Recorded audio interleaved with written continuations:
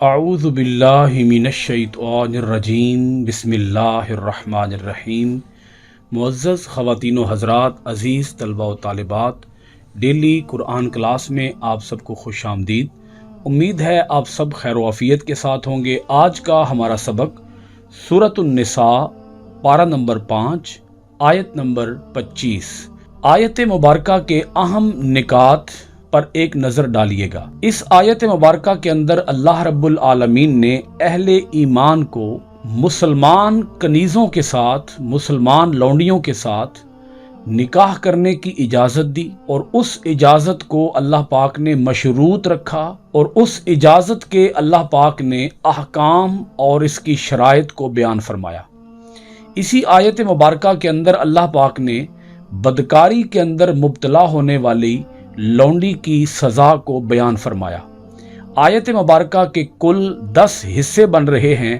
چونکہ آیت مبارکہ کافی طویل ہے، اس لیے ایک ایک حصے کو ہم باری باری پڑھیں گے اور ساتھ ساتھ لفظی ترجمہ بھی کرتے جائیں گے۔ اب سب سے پہلا حصہ دیکھیے آیت نمبر 25 کا، اور اسی کا لفظی ترجمہ بھی سماعت کیجیے۔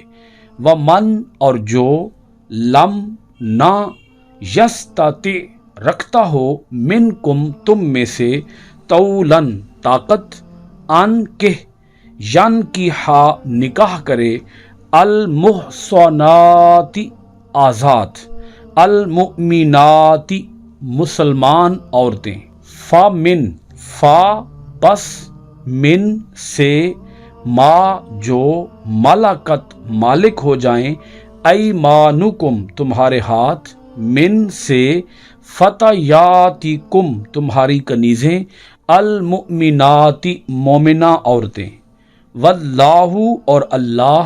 اب یہاں تک آیت مبارکہ کا پہلا حصہ ہے۔ اس آیت مبارکہ کے اس پہلے حصے پر وضاحت سے پہلے اس آیت کا جو ربط آیات ہے وہ بھی سماعت فرما لیجئے۔ اللہ رب العالمین یہاں خواتین کے مسائل اور احکام کو بیان فرما رہا ہے۔ اللہ پاک نے اس سے پچھلی آیات کے اندر 4 قسم کی عورتوں کا ذکر کیا کہ جن کے ساتھ نکاح کرنا حرام ہے۔ پھر اللہ پاک نے ان عورتوں کا ذکر کیا جن کے ساتھ نکاح کرنا حلال ہے، اور اللہ پاک نے اسی کے ساتھ حق مہر کی ادائیگی پر زور دیا۔ ابھی ہم جو آیت پڑھ رہے ہیں، اس آیت مبارکہ کے پہلے حصے کے اندر اللہ رب العالمین نے غریب مسلمانوں کو اجازت دی ہے کہ وہ بجائے آزاد عورتوں سے نکاح کرنے کے، وہ نکاح کر لیں کنیزہ عورتوں کے ساتھ۔ آیت مبارکہ کے اس حصے کی وضاحت کے تحت میں ایک انتہائی اہم مسئلہ آپ سب حضرات کی خدمت میں رکھنا چاہوں گا کہ نکاح کی شرعی حیثیت کیا ہے۔ کیا نکاح کرنا سنت ہے، فرض ہے، یا واجب ہے، یا مستحب ہے؟ تو اس کے بارے میں عرض یہ ہے کہ میں نے اس کو مختلف 5 حصوں کے اندر ڈیوائیڈ کیا ہے، اس مسئلے کو کہ نکاح کی شرعی حیثیت کیا ہے، فرض ہے، واجب ہے، سنت ہے، یا کیا ہے۔ 5 حصوں کے اندر اس کو ڈیوائیڈ کیا۔ ایک ایسا مرد ہے کہ جو اعتدال میں ہے، یعنی اس کے اوپر نہ تو شہوت کا غلبہ ہے اور نہ ہی وہ نامرد ہے، اور وہ شخص عورت کو مہر اور نان و نفقہ دینے کی قدرت رکھتا ہے، عورت کے اخراجات اٹھا سکتا ہے، تو ایسے آدمی کے لیے نکاح کرنا سنت مؤکدہ ہے۔ اب دوسرا پہلو، دوسرا حصہ سمجھیے گا۔ اگر کسی آدمی کے زنا کے اندر مبتلا ہو جانے کا اندیشہ ہو اور وہ حقوق زوجیت ادا کرنے پر قادر ہو، تو اس شخص کے لیے نکاح کرنا واجب ہے۔ تیسرا پوائنٹ دیکھیے گا، اگر کسی آدمی کو زنا میں پڑنے کا یقین ہو تو ایسے شخص پر نکاح کرنا فرض ہوگا۔ چوتھا پوائنٹ دیکھیے گا، حقوق زوجیت ادا نہ کرنے کا اندیشہ ہو تو ایسے آدمی کے لیے نکاح کرنا مکروہ ہوگا۔ آخری اور 5واں پوائنٹ دیکھیے گا، اگر کسی آدمی کو حقوق زوجیت ادا نہ کرنے کا یقین ہو تو اس آدمی پر نکاح کرنا حرام ہوگا۔ اللہ پاک آیت مبارکہ کے اس پہلے حصے کے اندر فرما رہا ہے، وَمَن لَّمْ يَسْتَطِعْ مِنْكُمْ طَوْلًا أَن يَنكِحَ الْمُحْصَنَاتِ الْمُؤْمِنَاتِ، اور جو شخص نہ رکھتا ہو تم میں سے اس بات کی طاقت کہ وہ نکاح کرے آزاد مسلمان عورتوں سے، فَمِمَّا مَلَكَتْ أَيْمَانُكُمْ مِنْ فَتَيَاتِكُمُ الْمُؤْمِنَاتِ، تو وہ نکاح کرے جو تمہارے قبضہ میں ہیں، تمہاری کنیزیں جو مسلمان ہیں۔ بات بالکل واضح ہے کہ غریب مسلمان ہے اور وہ آزاد مسلمان عورت کے ساتھ نکاح کرنے کی طاقت نہیں رکھتا، کیونکہ اس کا حق مہر زیادہ ہے، وہ خاندانی عورت ہے، وہ آزاد عورت ہے، وہ امیر عورت ہے، مالدار عورت ہے، یقیناً اس کے جو اخراجات ہوں گے وہ بھی اس کی مالی حیثیت کے مطابق ہوں گے، یعنی اس کے اخراجات کا بوجھ مرد کے اوپر زیادہ پڑ جائے گا۔ تو اللہ پاک ارشاد فرماتا ہے کہ تم ایسا کرو، تم مسلمان کنیزوں کے ساتھ نکاح کر لو، یعنی کنیزوں کے ساتھ اگر نکاح کرنا ہے تو یہ شرط ہے کہ وہ کنیزہ مومنہ ہو، وہ مسلمان ہو۔ مشرکہ کنیزہ کے ساتھ نکاح نہیں کیا جا سکتا۔ اللہ پاک نے یہ شرط لگا دی، من فتیاتکم المؤمنات، وہ کنیزیں جو کنیزیں مومنہ ہیں، مشرکہ نہیں ہیں۔ اب آیت مبارکہ کا دوسرا حصہ دیکھیے گا، واللہ اعلم بایمانکم، اور اللہ تعالیٰ بہتر جانتا ہے تمہارے ایمان کی کیفیت کو۔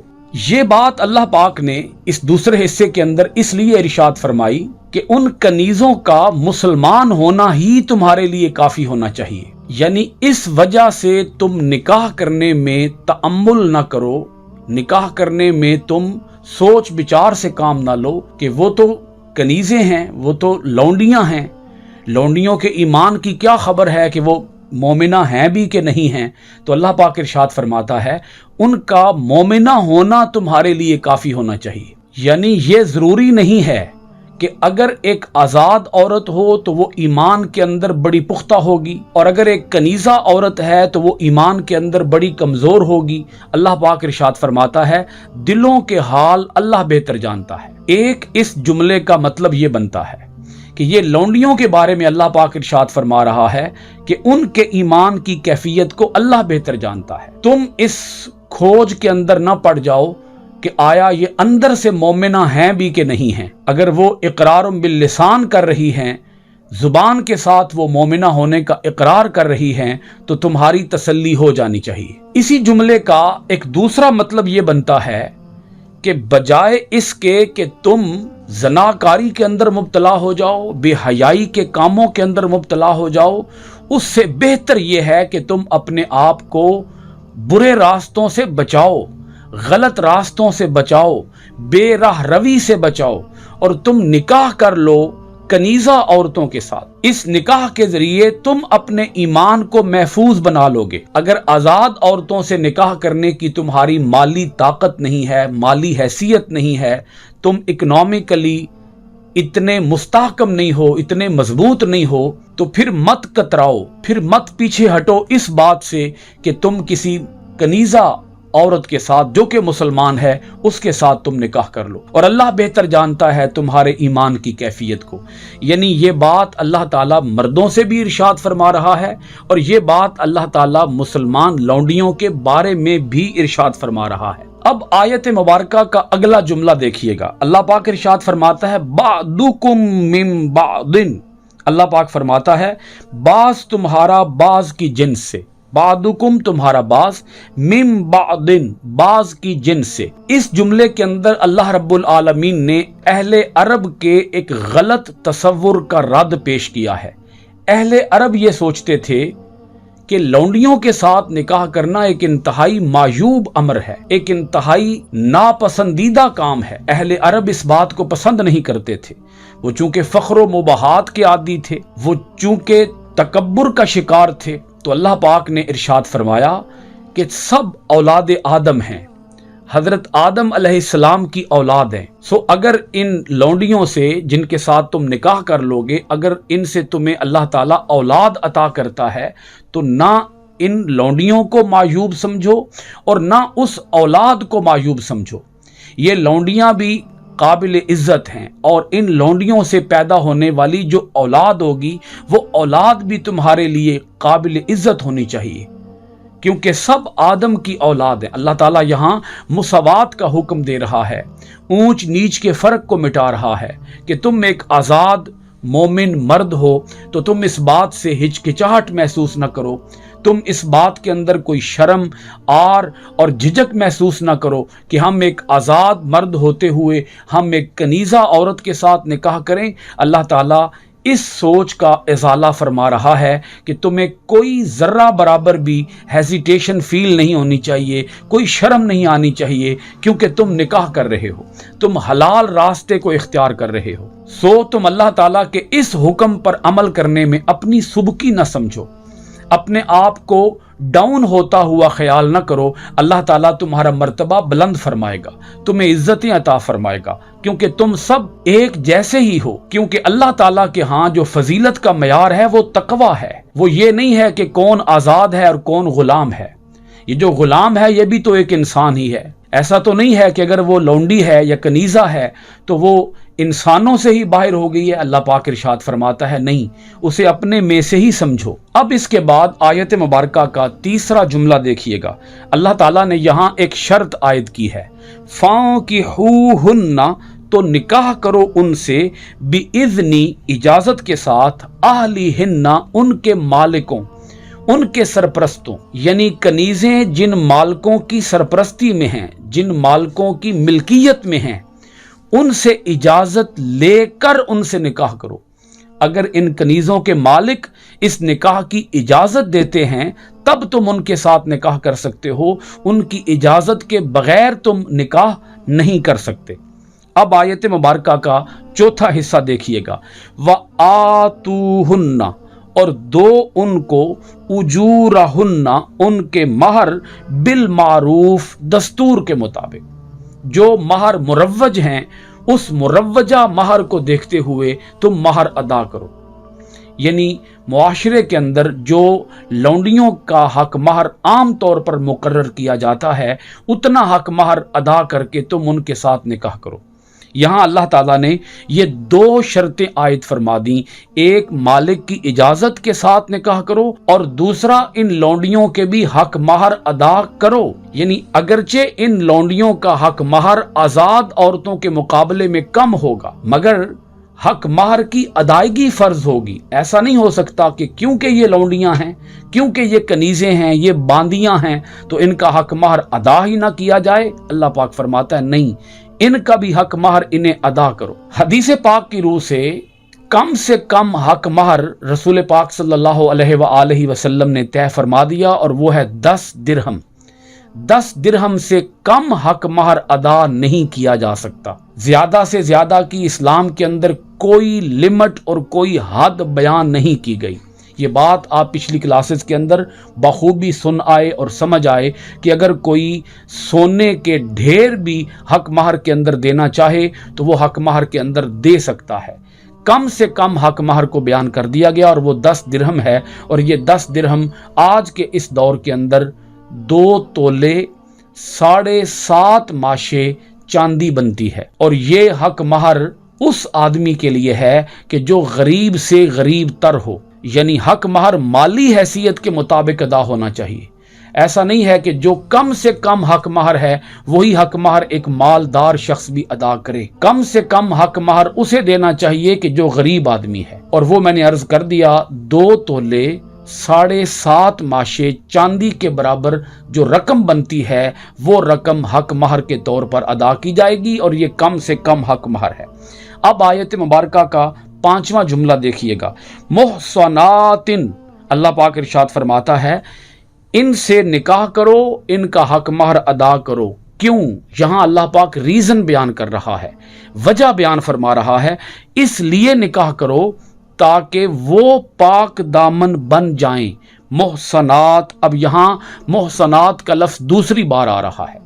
آیت مبارکہ کے اندر کل 3 بار یہاں محصنات کا لفظ آیا ہے۔ 2 جگہوں پر اس کا معنی ہم آزاد عورتیں کر رہے ہیں اور ایک جگہ پر ہم اس کا معنی پاک دامن کر رہے ہیں۔ محصنات لفظ کو اگر آپ یہاں تھوڑا سا سمجھ لیں تو آپ کے لیے اچھا ہوگا کہ محسن لفظ جو ہے یا محسنہ، اور اس کی جمع پھر محسنات، یہ لفظ بنا ہے احسان سے، الف ہا صاد الف اور نون، احسان، جس کا معنی ہے حفاظت۔ اسی وجہ سے عربی کے اندر قلعے کو بھی محسنہ کہا جاتا ہے۔ क्योंकि जब कोई आदमी कले के अंदर आ जाता है तो वो महफूज हो जाता है। तो इसका माना ये बना महफूज होना। किस चीज से महफूज होना? गुनाह से महफूज होना, जना से महफूज होना। तो अब आपने मोहसनात लफ्ज को समझ लिया होगा। आयत मुबारका के अंदर जहां भी मोहसनात का लफ्ज आएगा तो हम सियाको सबाक के तहत इसका माना मुतय्यन करेंगे, और वही माना मुतय्यन करेंगे जो माना रसूल अकरम सल्लल्लाहु अलैहि वसल्लम ने मुतय्यन फरमाया है। यानी दो जगहों पर इसका माना आज़ाद औरत किया गया है, और इस जगह पर मोहसनात, जो अभी मैं आयत का हिस्सा पढ़ रहा हूं, इस जगह पर अल्लाह पाक ने मोहसनात का लफ्ज पाक दामनी के माने के अंदर बयान फरमाया है कि क्यों तुम निकाह करो उनके साथ, ताकि वो औरतें पाक दामन हो जाए। गैरा मुसाफिहातिन, ना के एलानिया जनाकार, यानी जब तुम इनको निकाह के हिसार में ले लोगे, जब तुम इन्हें निकाह की हिफाजत में ले लोगे, तो यूं ये औरतें पाक दामन भी हो जाएंगी और हर किस्म की बुराई, फुहाशी और यानी से भी ये बच जाएंगी। ये अल्लाह ताला निकाह के फ़ज़ाइल और निकाह के फ़वाइद अल्लाह ताला बयान फरमा रहा है। और इसी के साथ अल्लाह पाक ने आयत मुबारका के छठे हिस्से के अंदर एक और अहम बात इरशाद फरमाया वला मुत्तखिज़ाती, और ना बनाने वाली हों, वाओ और ला नहीं, मुत्तखिज़ाती बनाने वाली हों, अखदान पोशीदा तौर पर अपने यार, यानी इन औरतों को तुम अपने निकाह में ले आओ इसलिए ताकि वो पाक दामन हो जाएं, वो हर किस्म की बदकारी से महफूज हो जाएं, और इस निकाह की बरकत से वो अपने कोई खुफिया यार न बनाएं, कोई खुफिया आशना न बनाएं, और गैर मर्दों के साथ वो कोई जिनसी ताल्लुकात या इज़दवाजी ताल्लुकात कायम न करें। आयत मुबारका के 7वें हिस्से के अंदर अल्लाह पाक ने एक और बात इरशाद फरमाई।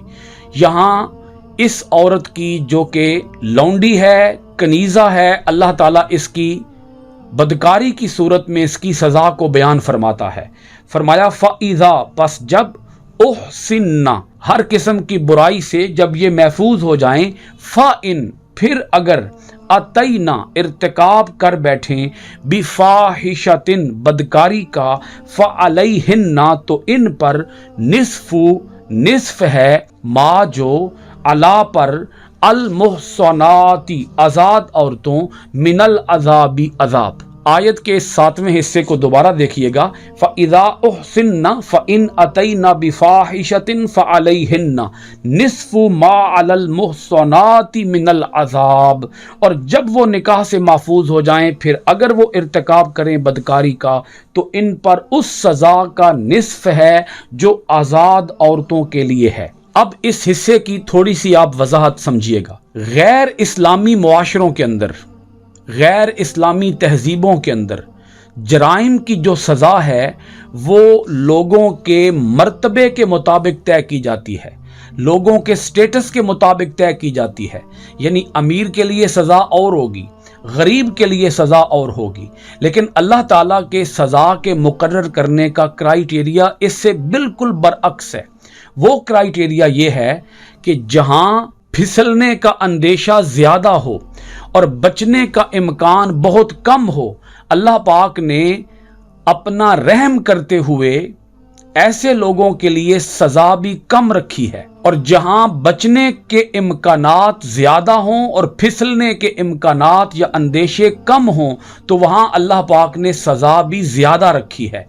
जैसा कि मैं इसकी छोटी सी मिसाल अर्ज करूंगा। गैर शादीशुदा मर्दो औरत के लिए जना की सजा 100 कोड़े हैं, जबकि शादीशुदा मर्दो औरत के लिए जना की सजा रजम है, यानी उनको संसार करना है, पत्थर मार मार कर उनको हलाक करना है। अब अगर आप इन दोनों मर्दो औरत का मामला देखें तो चूंकि एक गैर शादीशुदा मर्दो औरत के लिए जना से बचने के इम्कानात बहुत कम हैं, फिसलने के इम्कानात ज्यादा हैं, इसलिए सजा कम रखी गई। लेकिन शादीशुदा मर्दो औरत के लिए फिसलने के इम्कानात कम और बचने के इम्कानात ज्यादा हैं, तो यहां अल्लाह पाक ने सजा भी ज्यादा रखी। कड़ी सजा रखी और वो मौत है। पत्थर मार मार कर उनको मौत से दो चार करना है। अब यहां आप देखें, एक है आजाद औरत और एक है लौंडी औरत। चूंकि आजाद औरत के लिए बुराई से बचने के इम्कानात ज्यादा हैं, फिसलने के इम्कानात कम हैं, इसलिए उसकी सजा भी ज्यादा रखी गई। लेकिन लौंडी के लिए फिसलने के इम्कानात ज्यादा और बचने के इम्कानात कम हैं। क्यों? उसकी वजह क्या है, वो वजह भी जरा समझ लीजिए कि लौंडी के लिए फिसलने के इम्कानात ज्यादा क्यों हैं। क्योंकि ये लौंडी आजाद नहीं है। एक तरफ इसका मालिक है और एक तरफ इसका खामंद है। चूंकि ये दोनों घरों के अंदर आ जा रही है, ये मालिक के घर भी आ जा रही है, ये खामंद के घर में भी आ जा रही है। इसको मुकम्मल तौर पर अपने खामंद की तरफ से हिफाजत मुयस्सर नहीं है, क्योंकि इसका अपने मालिक के घर में भी अपने मालिक के काम काज के लिए आना जाना लगा रहेगा। सो इसलिए फिसलने के इम्कानात ज्यादा हैं। इसीलिए अल्लाह पाक ने सजा को कम कर दिया। यह है अल्लाह ताला की रहमत और अल्लाह ताला का अदल और इस दीन इस्लाम का दीन फितरत होना कि मुआमले की संगीनी को या मुआमले की नजाकत को मलहूज़े खातर रखते हुए अल्लाह रब्बुल आलमीन ने सजाओं का तायुन किया है। अब आयत मुबारका का 8वां हिस्सा देखिएगा।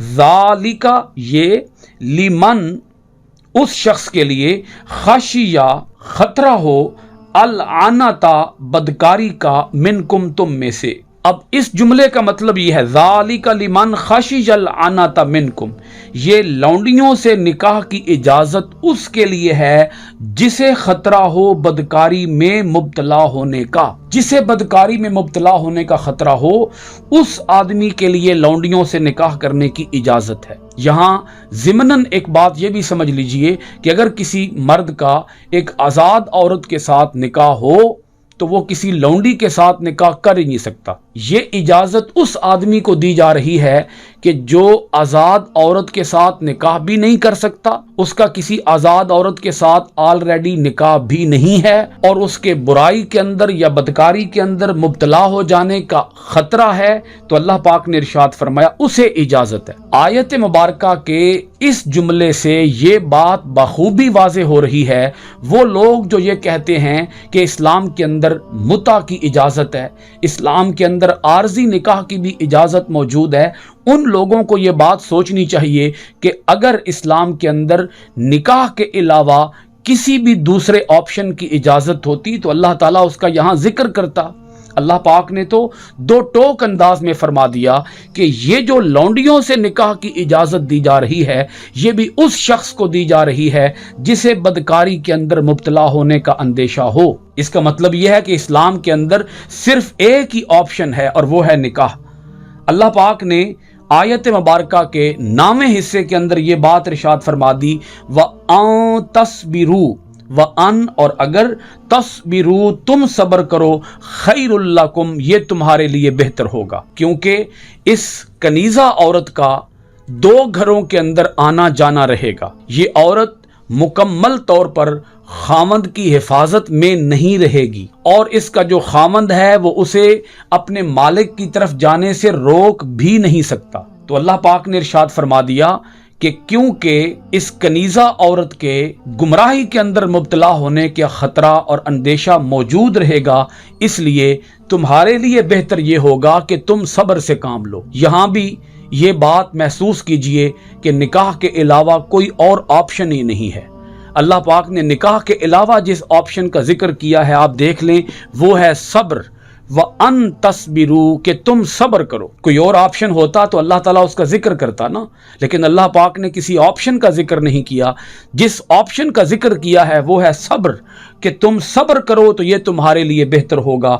यानी अल्लाह ताला तुम्हें वसाइल अता फरमाएगा, तुम्हें खुशहाली अता फरमाएगा, तुम्हें माल की, रिज़्क़ की फरावानी अता फरमाएगा। ये गुर्बत का, तंगदस्ती का दौर हमेशा और सदा नहीं रहेगा। एक वक्त आएगा कि तुम मालदार हो जाओगे और तुम फिर आज़ाद औरत के साथ ही निकाह करना, वो तुम्हारे लिए ज़्यादा बेहतर है।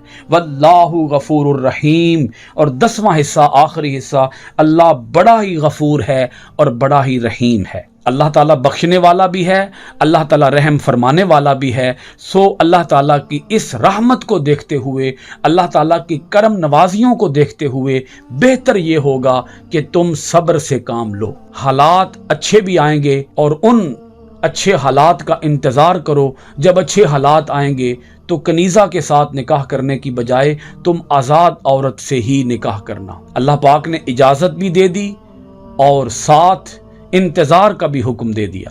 اس آیت مبارکہ کے اندر جو سزا بیان کی گئی ہے اس کو میں تھوڑا سا مزید ایکسپلین کرنا چاہوں گا کہ آزاد عورت کی زنا کی سزا 100 کوڑے ہیں تو لونڈی کے زنا میں مبتلا ہونے کی سزا 50 کوڑے ہوگی، کیونکہ نصف سزا جو ہے وہ 50 کوڑے بنتی ہے۔ اور یہاں یہ بات بھی ذہن نشین رکھیے گا کہ لونڈی کے لیے شادی شدہ ہونا یا غیر شادی شدہ ہونا اس میں کوئی فرق ہم نہیں کر سکتے، کیونکہ آزاد شادی شدہ عورت کی جو سزا ہے وہ سنگسار کرنا ہے، وہ اسے موت سے دوچار کرنا ہے۔ لیکن چونکہ اس سزا کو نصف نہیں کیا جا سکتا، یعنی یہ کیسے ممکن ہے کہ ایک انسان کو ہم ماریں اور اسے موت کی وادی میں اتار دیں اور اسے موت کے گھاٹ اتار دیں اور آدھا موت کے گھاٹ اتاریں، کیونکہ موت کو تو نصف کرنا ممکن نہیں ہے۔ سو اس لیے لونڈی شادی شدہ ہو یا لونڈی غیر شادی شدہ ہو، دونوں کی سزا 50 کوڑے ہی ہوگی۔ اور یہ بات بھی عرض کر دوں کہ یہ احکامات کہ لونڈیوں کے احکامات آج کے اس دور میں منسوخ ہو چکے ہیں۔ یہ جس دور میں اجازت تھی اسی دور کے ساتھ یہ احکامات بھی خاص ہوں گے۔ آج کے دور میں نہ لونڈیاں ہیں نہ کنیزیں ہیں، سو لونڈیوں اور کنیزوں کی سزا بھی آج کے اس دور میں نہیں ہوگی۔ اللہ تعالیٰ ہمیں اپنی آیات پر غور و خوض کرنے، آیتوں کو معنی ترجمہ تفسیر و تشریح کے ساتھ پڑھنے، عمل پیرا ہونے اور قرآن کے آفاقی پیغام کو دنیا بھر کے اندر عام کرنے کی توفیقات خیر عطا فرمائے۔ آپ سب حضرات کا بہت شکریہ۔ آج کی کلاس سورۃ النساء کی آیت نمبر 25 کے ساتھ ختم ہوئی۔ انشاءاللہ العزیز آئندہ ڈیلی قرآن کلاس میں حاضر ہوں گے سورۃ النساء کی آیت نمبر 26 کے ساتھ۔ آپ سب حضرات کا بہت شکریہ۔ السلام علیکم ورحمۃ اللہ وبرکاتہ۔